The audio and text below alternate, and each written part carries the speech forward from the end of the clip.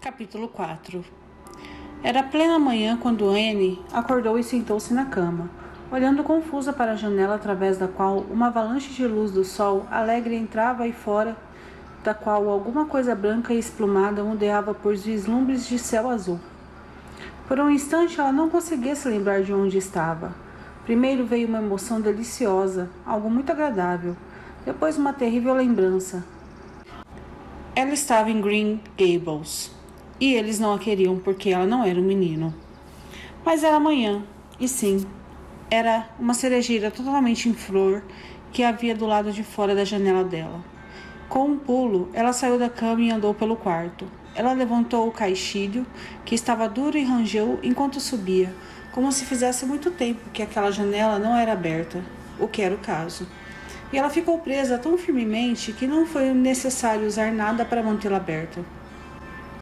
Anne ficou de joelhos e olhou fixamente para a manhã de junho, e seus olhos reluziam de deleite. Oh, não é lindo? Não é adorável aquele lugar?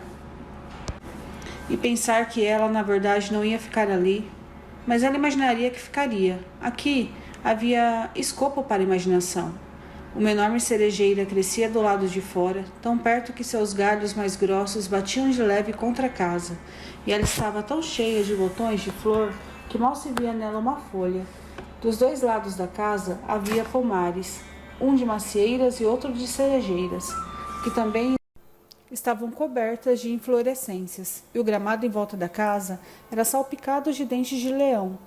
No jardim abaixo havia arbustos de lilazes roxos de muitas flores, e o seu aroma doce e inebriante subia até a janela com o vento da manhã. Abaixo do jardim, um campo verde repleto de trevos descia até a ravina, onde o riacho corria e onde fileiras de bétulas cresciam, desapontando frivolosamente de uma vegetação rasteira, sugestiva de deliciosas possibilidades, geralmente na forma de samambaias, musgos e coisas florestais. Passando o rio, havia um morro, verde e esplumado, de píceas e abetos, e havia nele uma greta em que se podia ver a ponta do frontão cinza da casinha que ela vira do outro lado do lago das águas cintilantes. À esquerda ficavam os grandes celeiros, e depois deles, para baixo e além dos campos verdejantes que desciam, via-se um pedacinho brilhante de mar. Os olhos amantes da beleza de Anne se demoraram sobre tudo aquilo, absorvendo todas as coisas avidamente. Ela havia olhado para muitos lugares nada adoráveis em sua vida, coitadinha, mas este era tão adorável quanto qualquer coisa que ela jamais sonhara. Ela ficara ajoelhada ali, concentrando-se apenas na beleza à sua volta, até que levou um susto quando a mão de alguém encostou em seu ombro. Marilla havia entrado sem que a pequena sonhadora a escutasse. É hora de você se vestir, disse ela bruscamente. Marilla de fato não sabia como falar com a criança, e sua ignorância incômoda a tornava mordaz e brusca quando essa não era sua intenção.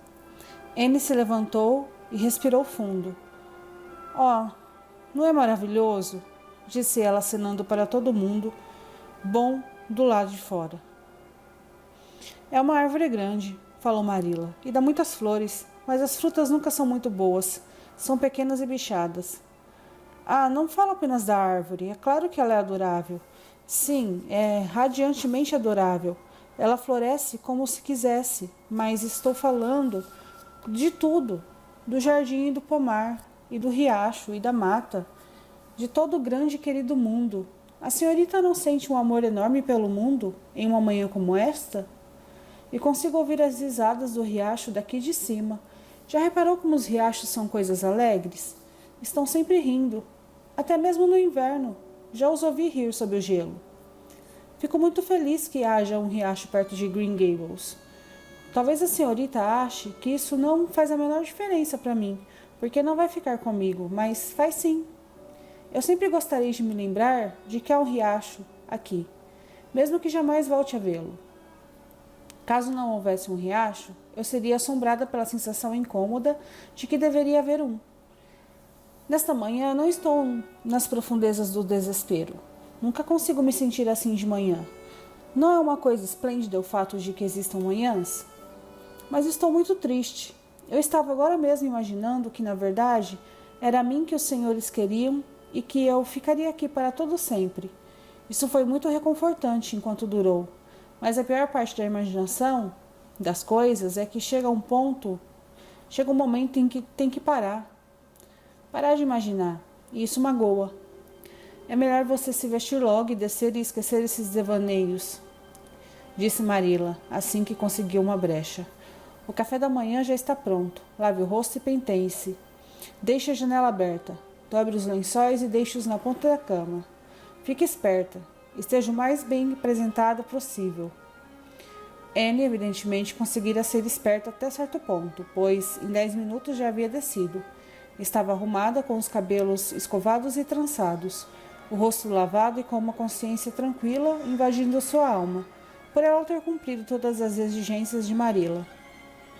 No entanto, na verdade, ela se esquecera de dobrar os lençóis. Agora de manhã estou com muita fome, anunciou ela enquanto se sentava na cadeira que Marilla colocara à mesa para ela.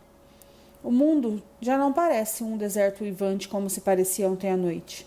Estou muito feliz por esta ser uma manhã de sol, mas também gosto muito de manhãs chuvosas. Todos os tipos de manhã são interessantes, não acha? Não se sabe o que vai acontecer ao longo do dia, e há muito escopo para a imaginação. Mas fico feliz que hoje não esteja chovendo, pois é mais fácil ficar alegre e manter-se forte perante as aflições em um dia ensolarado. E sinto que devo manter-me forte em relação a muitas coisas. É muito bom ler sobre tristezas e imaginar a si mesmo suportando-as heroicamente, mas não é tão bom assim quando de fato se passa por elas, não é mesmo? Pela misericórdia, morda sua língua, disse Marilla. Você fala demais para uma garotinha. Com isso, Anne mordeu sua língua com tanta obediência e afinco que o silêncio prolongado dela deixou Marilla muito nervosa, como se estivesse na presença de alguma coisa não exatamente natural. Matthew também mordeu a língua, mas isso era natural, portanto a refeição foi bastante silenciosa. À medida que a refeição avançava, Anne ficou cada vez mais distraída, comendo mecanicamente, com seus grandes olhos fixos, determinados e absortos no céu do lado de fora da janela. Isso deixou Marilla mais nervosa do que nunca. Ela tinha a sensação incômoda de que, apesar de o corpo daquela criança estar ali à mesa, o espírito dela estava muito distante, em alguma imaginária terra remota feita de nuvens, voando nas asas da imaginação. Quem iria querer uma criança dessas em casa? Ainda assim, Matthew queria ficar com ela. Que coisa inexplicável.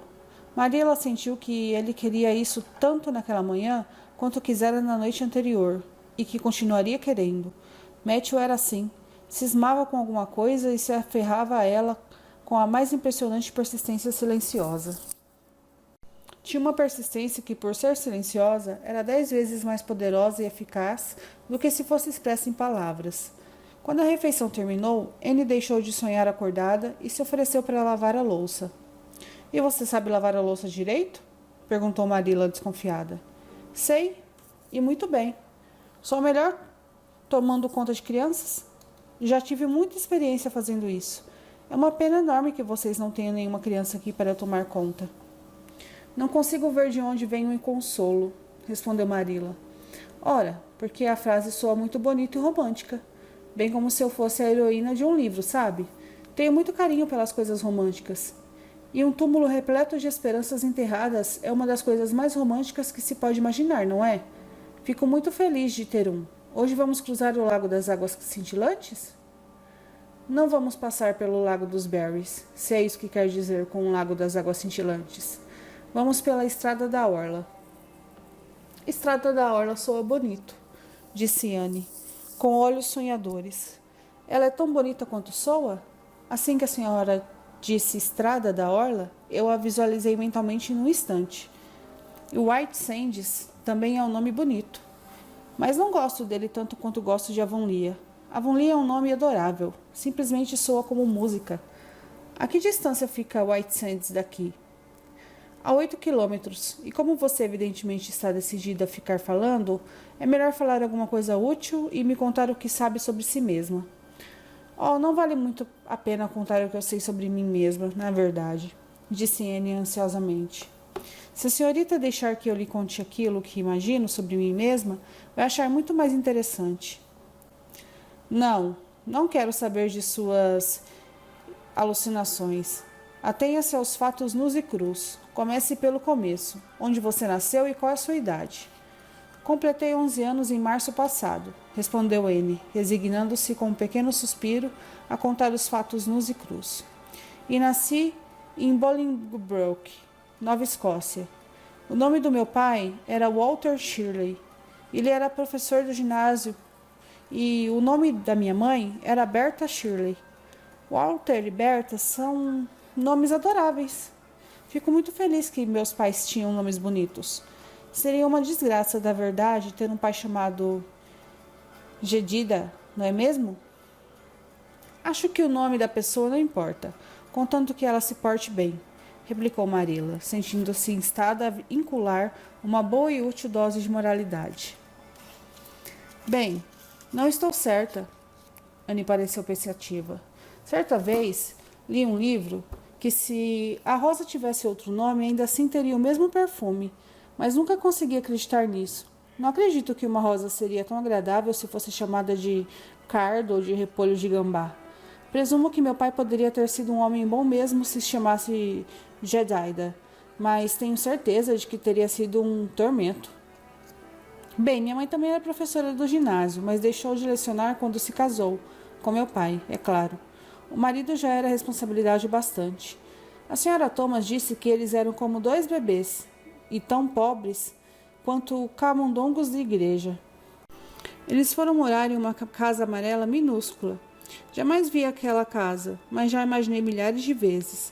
Acho que ela deve ter tido madressilvas no parapeito da janela da sala de estar, lilazes no jardim e lírios no vale logo depois de passar do portão. Sim, e cortinas de musselina em todas as janelas. Cortinas de musselina dão a uma casa um certo ar. Eu nasci naquela casa. A senhora Thomas disse que eu era o bebê mais feio que ela já vira, que eu era muito mirrada e pequena e não tinha nada além de olhos. Mas que a minha mãe me achava perfeitamente linda. Eu imaginaria que uma mãe saberia julgar melhor do que uma mulher, pobre que vinha para a nossa casa limpar, não é mesmo? Mas fico contente por ela de algum modo ficar satisfeita comigo. Eu ficaria muito triste se pensasse que eu era uma decepção para ela, porque ela não viveu por muito tempo depois disso, sabe? Ela morreu de uma febre, quando eu tinha apenas 3 meses.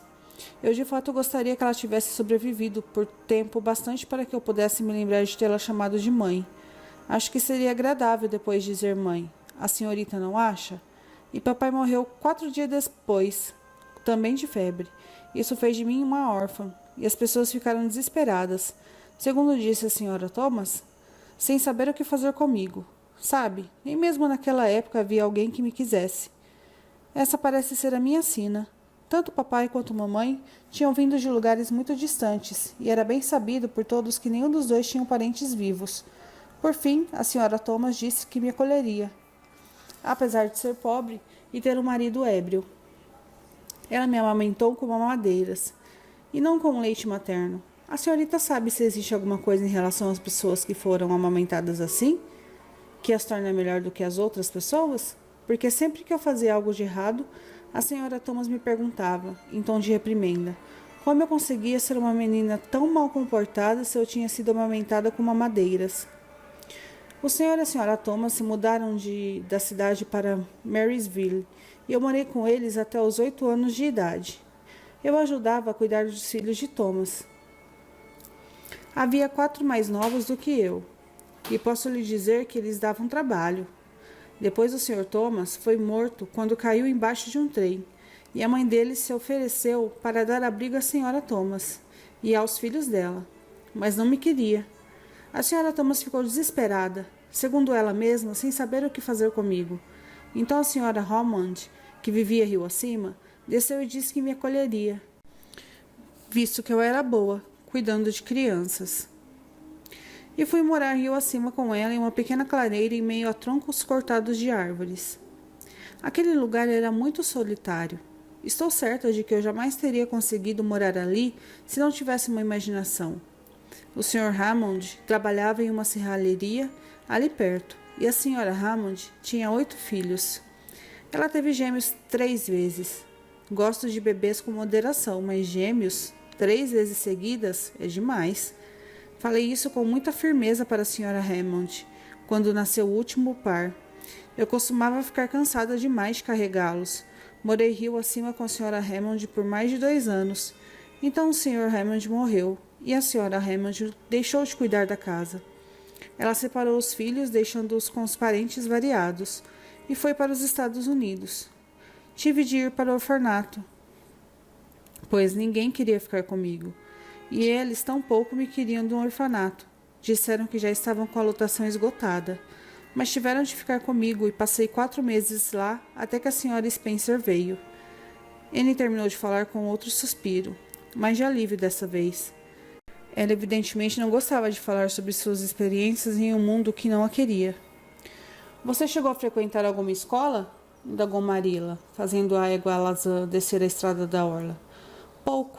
Frequentei por pouco tempo, no último ano em que morei com a Sra. Thomas. Quando eu morava rio acima, a casa era tão longe da escola que eu não conseguia caminhar até lá no inverno. E havia férias do verão, portanto eu só conseguia ir à escola na primavera e no outono. Mas é claro que frequentei a escola enquanto estava no orfanato. Sei ler muito bem e tenho decorado muitos poemas. A senhorita não ama poesia que faz com que os calafrios percorram suas costas? Tem um trecho de O Quinto Leitor, O Ocaso da Polônia, que é muito emocionante. É claro que eu ainda não estava estudando com o quinto leitor, ainda estava no quarto leitor, mas as meninas mais velhas costumavam me emprestar os livros delas para eu ler. Essas mulheres, a Sra. Thomas e a Sra. Hammond, a tratavam bem? Perguntou Marilla, olhando para Anne, com um canto do olho. Ah, gaguejou Anne. Seu rostinho sensível ficou subitamente escarlate, e o constrangimento se estampou em seu senho. Ah, elas tinham essa intenção, eu sei que elas tinham, que queriam ser tão boas e gentis quanto possível. E quando as pessoas têm a intenção de tratá-lo bem, você não se importa quando não a tratam tão bem assim. Elas tinham muitas coisas com as quais se preocupar, sabe? É muito complicado ter um marido ébrio e deve ser muito complicado parir 3 pares de gêmeos seguidos. A senhorita não acha? Mas tenho certeza de que elas tinham a intenção de me tratar bem. Marilla não fez mais perguntas. Anne se entregou à abstração, silenciosa em relação à estrada da orla, e Marilla conduziu a Alazã absortamente enquanto sopesava profundamente. Seu coração começava a se encher de pena pela criança. Que vida de privações e sem amor ela tinha vivido. Uma vida de trabalho duro, pobreza e abandono. Pois Marilla era perspicaz, o bastante para ler nas entrelinhas da história de Anne e adivinhar a verdade. Não era de se espantar que ela tivesse ficado tão encantada com a ideia de morar em uma casa de verdade. Era uma pena que precisasse ser mandada de volta. E se Marilla satisfazesse o capricho incompreensível de Matthew e deixasse a menina ficar? Ele estava decidido quanto a isso, e a criança parecia uma criaturinha simpática e educável. Ela tem as coisas demais a dizer, pensou Marilla, mas talvez possamos ensiná-la a parar com isso. E as coisas que ela diz não são nada grosseiras ou chulas. Ela se porta como uma dama. É provável que os pais dela fossem boas pessoas. A estrada da orla era agreste, selvagem e solitária. Do lado direito, abetos birrados, com seus espíritos nada alquebrados pelos longos anos de luta contra os ventos do Golfo, cresciam aos montes. À esquerda, ficavam os desfiladeiros íngremes de arenito vermelho, tão próximos da beira da estrada que em certos trechos uma égua menos estável do que a Alazã poderia ter testado os nervos das pessoas que vinham atrás dela. Ao pé dos desfiladeiros, havia montes de pedras desgastadas pelas ondas do mar, ou angras de areia cobertas por seixos como se fossem joias do oceano. Mais além ficava o mar, bruxuleante e azul, e sobre ele voavam gaivotas com suas alulas brilhando prateadas à luz do sol. O mar não é maravilhoso? Comentou Anne, saindo de um período longo de silêncio em que ficou de olhos arregalados. Certa vez, quando eu morava em Marysville, o Sr. Thomas alugou uma carroça expressa e nos levou para passar o dia no litoral, a mais de 15 quilômetros dali. Desfrutei de cada momento daquele dia, mesmo que eu tenha tido de ficar cuidando das crianças o tempo todo. Durante anos revivi esse momento em sonhos felizes. Mas esse litoral é mais bonito do que o de Marysville. Essas gaivotas não são esplêndidas? A senhorita gostaria de ser uma gaivota? Acho que eu gostaria. Quero dizer, se eu não pudesse ser uma menina. A senhorita não acha que seria bom poder acordar com a aurora e voar sobre a água e depois para o longe, o dia todo, em meio a este azul adorável, e depois à noite voar de volta para o ninho? Ah, consigo me imaginar fazendo exatamente isso. Que casa grande é aquela ali na frente, por favor? É o hotel de White Sands. É administrado pelo Sr. Kirk, mas a temporada ainda não começou. Muitos americanos vêm para cá passar o verão. Eles acham que esse litoral é ideal. Receava que fosse a casa da Sra. Spencer, disse Anne, com pesar. Não quero chegar lá. De algum modo, vai parecer que é o fim de tudo.